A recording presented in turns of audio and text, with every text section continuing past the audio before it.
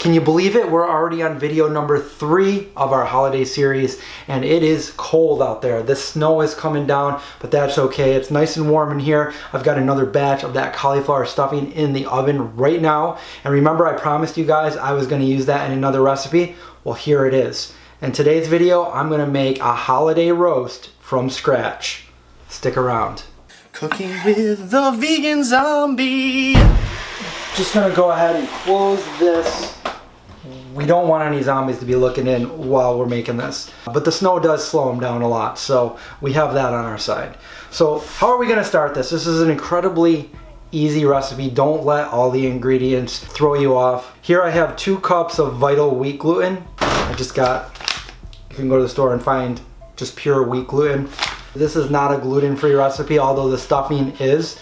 You can use the stuffing I made in the last video, or you can use our other stuffing that we made years ago. Either one is going to be good.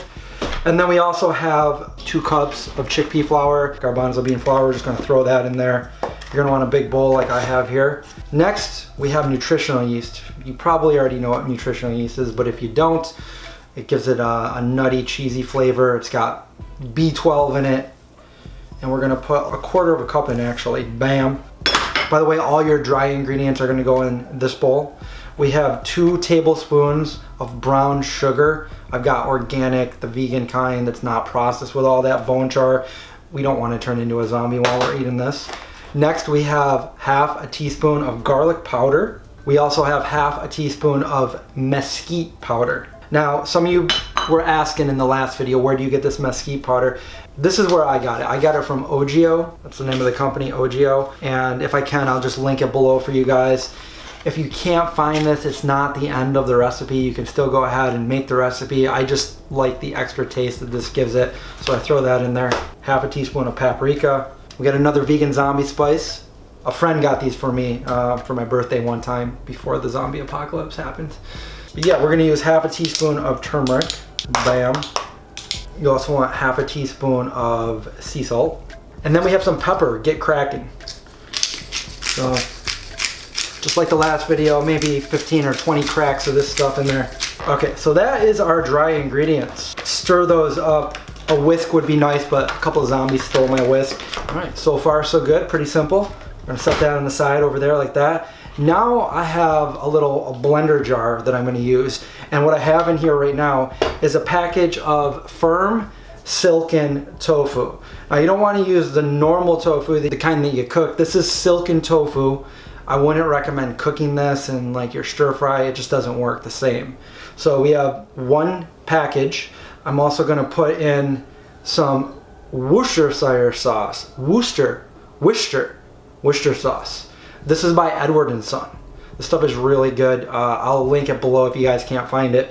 We are gonna put 1 full tablespoon, blam, right in there. The wizard. I was trying those wizard things in the last video, it just wasn't working. And we also have our liquid amino. You can use soy sauce if you can't find this. A teaspoon. Liquid smoke, just a little squirt, teaspoon. That's all you really need. We are also going to put a tablespoon of pure maple syrup.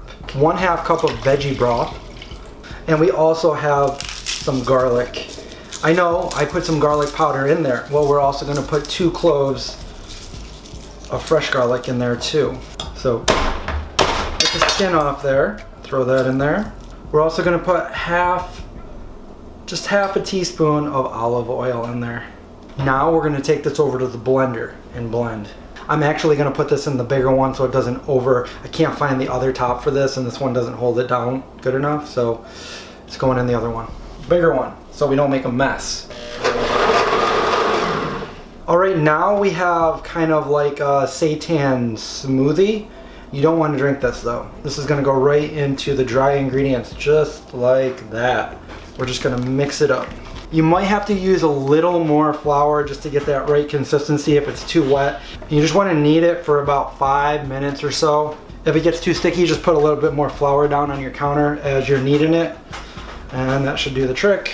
All right, there's the perfect consistency. With dusting the counter, I did about 2.5 cups of garbanzo bean flour. So we're just gonna let this sit for about 15 minutes. Okay, while you're waiting on the dough, we're gonna make our broth. I have an onion here, and I'm going to chop that up. Just like that, nice rough chop. I also have a medium saucepan. That's where we're gonna put everything. We have some more garlic cloves. I'm just gonna take the skin off, throw those in there. The onion has just hit my eyes and I'm about to cry. Tears of vegan power. Now I'm really crying. Can you see those tears? They're real. Can I get an assistant to wipe my tears away? All right, I'm okay. We're gonna put 3 cups of veggie broth in here. Just like that. We have 1 tablespoon of molasses. Come on, don't take all day. 1/4 cup of brown sugar. Half a teaspoon of chipotle powder. Half a teaspoon of dried parsley. And half a teaspoon of dried thyme. We're gonna put a tablespoon of your liquid aminos in there. You can use soy sauce. We're gonna put 1, 2 bay leaves in there. Remember to take those out. Don't eat them. And then you're gonna top it with about 2 cups of water. Stir, give that a nice little stir. And you have your broth. Okay, I have the stuffing that we made in the last video. That's all ready to go. Okay, for this part, make sure you have a clean counter, and you're gonna wanna take some of that flour, either the wheat gluten or the chickpea flour, and you're gonna lightly dust the counter. You don't want your ball of dough to stick to it. Put a little bit on the top, and we're gonna have a rolling pin, and we're gonna start rolling this out. We're gonna flatten it. Now, this isn't quite like pizza dough. It's a lot tougher. Just take your time, flatten it out. All those ingredients turned into this sheet of dough. Now what you're gonna do is you're gonna take some cheesecloth. This isn't made of cheese, it's for cheese, but I think it's more for wheat gluten than it is for cheese. So make sure you have some of that. And what we're gonna do is we're gonna scoop out some of this stuffing here. Just put some of that in there. Okay, make sure your oven is preheated to about 350 degrees. And we're gonna very carefully close this up.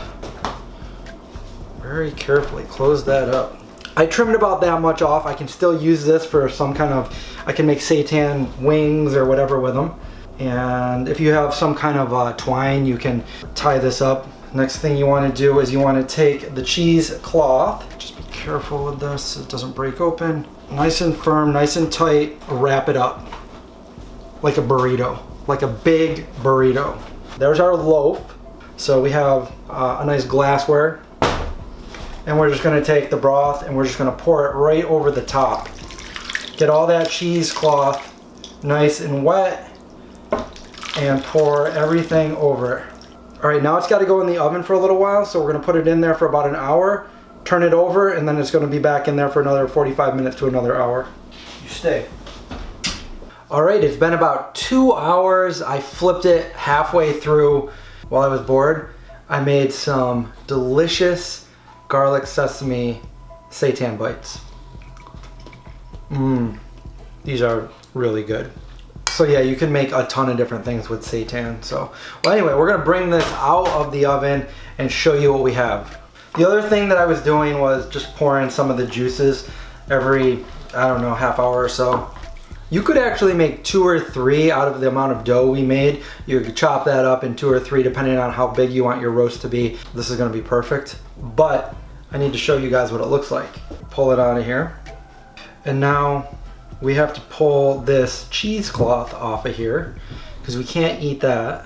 Anyway, look at this roast. Look at that. You got the stuffing in there, you got the seitan around it, and it's nice.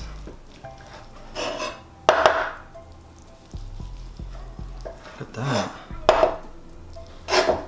You might want to let it cool a little bit, but there it is. It looks a lot to me like a tofurkey.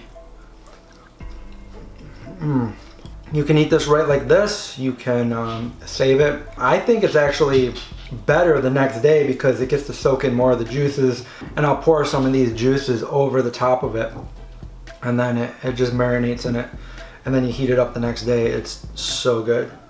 It's a little messy here, but this is what it looks like here. And he's eyeballing it. He's over here eyeballing this, and can't eat this. There's garlic in there. There's onions in here. You can't eat the. There's also a ghost in here, but the top. But look at that. In this actual seitan recipe I came up with, I took a variation of our other seitan recipes, which are in our cookbook. If you guys are interested in that, you can check those out and make either of our seitans, and they will all work with this recipe. That's an easy way to make your own holiday roast, completely vegan. I hope you guys like this video.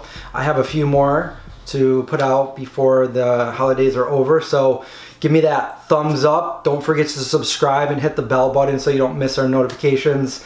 Watch out for zombies, and I'll see you guys next time.